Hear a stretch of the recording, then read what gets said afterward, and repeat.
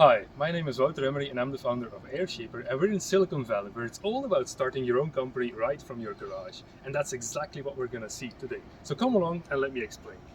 We're going to visit a company who is building an electric pickup truck, but not just any type of truck. And by the way, this is part of their office, an Airstreamer, so they are really conscious of aerodynamics. That's a very good start. So let's go see who the people are building this new next generation electric pickup truck. We're here to meet Telo Trucks. Telo Trucks is a startup who has actually reinvented the concept of an electric pickup truck by making it much smaller, actually the footprint of a Mini, with the cargo bed matching just a regular pickup truck. So let's go meet Jason and Forrest, who are actually the founders of Telo Trucks, and they're going to show us today what the project is all about. Hey, how's it going? Great to see you. Hey, you? Yeah, absolutely. Hey, Forrest. Good to see you again. So, Jason and Forrest, can you just quickly run us through the basic concept of Telo Trucks? Yeah, well, you can actually see it right behind you.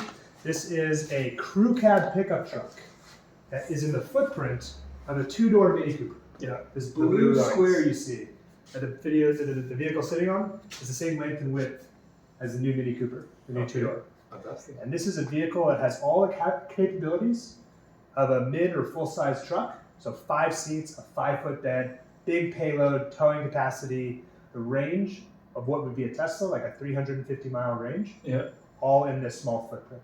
And we're really trying to build the world's most efficient, most space efficient and electrically efficient pickup truck that's ever existed. It's dedicated for cities. So this is a specific market segment that doesn't really exist right now. It's pickup trucks that are in cities, but they're in super high demand. Everybody from people that are what we call urban adventurers, people that live in San Francisco or Seattle and they love going to the mountains or taking their dogs out or going mountain biking, surfing, you name it. They're perfect for our vehicle. But on top of that, there's a number of people that do work in downtown cities, and the typical trucks that exist right now today are just far too big to actually meet their needs. Okay, fantastic concept. It all started with an electric motorbike. You explained to me you have the design, features and evolution on the walls. You also have a presentation there which really illustrates nicely just the sheer difference in size and footprint of a Telo truck versus a regular truck. Exactly. And even a little model here. Yeah. You can see these. This is a two-door Mini Cooper Paceman. This is a model of the Telo truck. It's like a F150. Wait, that's an F150. It's a Ford F150. Yeah, and what's really impressive is that they look massive and still the cargo bed is the same size. It's very impressive. So, same functionality. Okay, and if we then talk about aerodynamics, so you said it's going to be very efficient, which is, like you said, rolling resistance, mechanical resistance as a whole, which means trying to reduce the weight. And we're here today to talk about the aerodynamics as well. Exactly. And because it's such a compact footprint, that means your wheels are at the edges, which is really nice for road handling and so on. But it's quite difficult to make it aero efficient, right? Exactly. What's the plan? What's the strategy? What have been the challenges so far? Well, like you said, the reason that trucks are so inefficient today is because they're heavy and because they're big. And aerodynamics is that big part of that contribution to the energy required to bring the vehicle down the road. And there's really 2 components of aerodynamics, as I'm sure everyone's aware, and that's your coefficient of drag, and it is your frontal area. Yes. As your vehicle gets bigger and bigger, your frontal area gets bigger and bigger.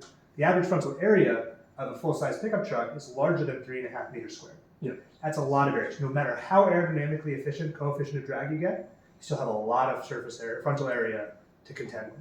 So a big part of what we did is we wanted to make sure we could package 5 people comfortably in the smallest frontal area we could. Yeah. In order to do that, we needed to reduce everything else except for the passengers in the vehicle. So one of the big things we did was we built one of the most space-efficient battery packs. We shrunk the vertical height of that battery pack such that we could shrink the frontal area as much as possible. Since you sit on top of the battery pack, as you saw in the chassis when you walked in, that has to be as small as possible to keep that frontal area as small as possible. And everything else is kind of made for the occupants to make sure it's comfortable, but as small as possible. So that was the first step. Yeah. First big step was making sure that frontal area was as small as possible, and we are currently at 2.5 meters squared frontal area. So it's a big contributing factor. Now the next step is how do we get an aerodynamically efficient vehicle design, especially a pickup truck. Yes. Pickup trucks are known for being difficult. You've done a number of videos on pickup trucks yourself, and you've done a number of videos on big trucks too. It's tough to get a very blocky truck to be aerodynamic. So that's where we reached out to you. We use AirShaper to help define what makes sense to our vehicle modification. We have a design language in our vehicle, but we're making small tweaks, and those small tweaks had a huge impact on the way that we actually change the aerodynamics of our vehicle.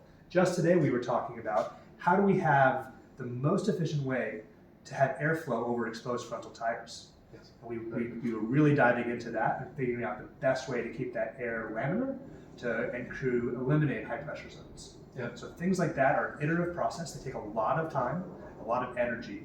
One of the great things is we can run a run on AirShaper. We can move on to the next run. We can start running that. We can get a series of results back in a matter of minutes, and we can analyze those. Yeah, we've done lots of conceptual studies comparing large-scale differences and small-scale differences.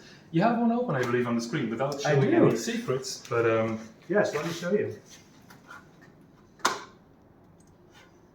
okay, so here's one where we just picture the base airflow across the car, and as you can see, some goes via the sides, some goes via the top, and you can see the exposed wheels here, which will be one of the key areas of the car. We can definitely improve the aerodynamics there.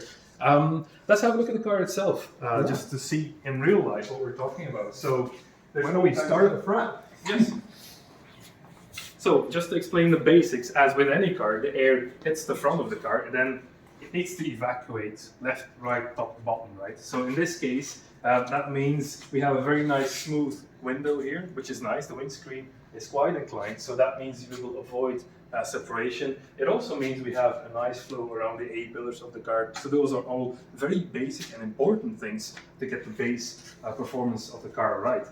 We also have special features on the car to kind of alleviate the pressure which you have at the front, which reduces problems in other areas of the car. We've also been talking about how we optimize the underfloor of the car itself. It's an electric car, so like with other electric cars, we can have a perfectly flat underfloor, which helps to avoid turbulence and pressure buildup at the bottom of the car, which means we can accelerate the air even more underneath the car to feed into the wake and to reduce actually the drag on the car. Other features on the car, let's go this way, that might be a bit easier. Of course, we have the cargo bed. It's still a pickup truck, but still there's a lot that can be done in terms of how you launch the air off the edge of the roof, off the edge of the pillars here, and then make sure that the combination of the air coming off the roof works well together with the edge of the cargo bed. Things like that. How you curve the sides of the car, how you leave the air behind, and how you actually feed fresh air into the wake. We cannot go into the details, that's confidential, but we're making good progress. So we hope that together we can release something very stunning soon. Thanks a lot, Jason and Forrest. I really look forward to seeing it on the road. Appreciate that.